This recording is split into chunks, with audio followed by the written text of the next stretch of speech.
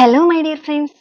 ഈ ഒരു സമയത്ത് നിങ്ങൾ സ്നേഹിക്കുന്ന ആ ഒരു വ്യക്തിയുടെ മനസ്സിൽ നിങ്ങളെക്കുറിച്ച് ഓർക്കുമ്പോൾ വരുന്ന ചിന്തകൾ എന്താണ് എന്ന് നോക്കാം. നമുക്കിവിടെ വന്നിരിക്കുന്നത് holding back, regret, understanding and conversation ആണ്.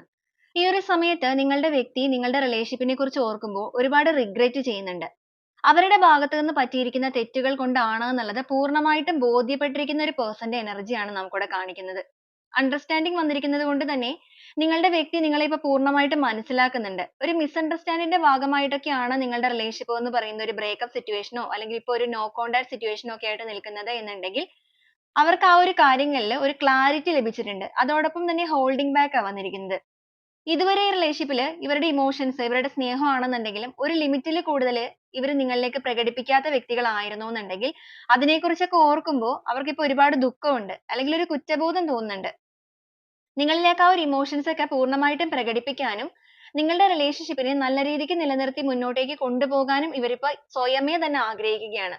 കോൺവെർസേഷൻ വന്നിരിക്കുന്നത് കൊണ്ടിട്ട് നിങ്ങളുടെ വ്യക്തി ഇപ്പൊ നിങ്ങളോടൊന്ന് സംസാരിക്കാൻ ആഗ്രഹിക്കുന്നുണ്ട്. I want to call you and hear your voice എന്നാണ് കിട്ടിയിരിക്കുന്നത്. അവർ നിങ്ങളോട് സംസാരിക്കാനും നിങ്ങളുടെ ശബ്ദം ഒന്ന് കേൾക്കാനും ഇപ്പൊ ആഗ്രഹിക്കുകയാണ്. കാരണം അവരുടെ മനസ്സിൽ ഈ ഒരു സമയത്ത് ഒരു അൺകണ്ടീഷണൽ ലവ് തോന്നുന്നുണ്ട്. അതിനേക്കാൾ കൂടുതലായിട്ട് അവർ നിങ്ങളെ മനസ്സിലാക്കാൻ ശ്രമിക്കുന്നുണ്ട്.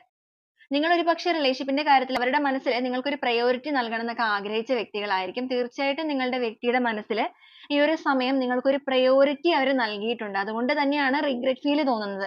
അവരുടെ ഭാഗത്ത് നിന്ന് പറ്റിയ തെറ്റുകളിൽ അവർക്ക് ആ ഒരു സ്വയം കുറ്റബോധം തോന്നുന്ന എനർജിയിലേക്ക് ആരും പറഞ്ഞു കൊടുക്കാതെ തന്നെ അവർ മാറിയിരിക്കുകയാണ്.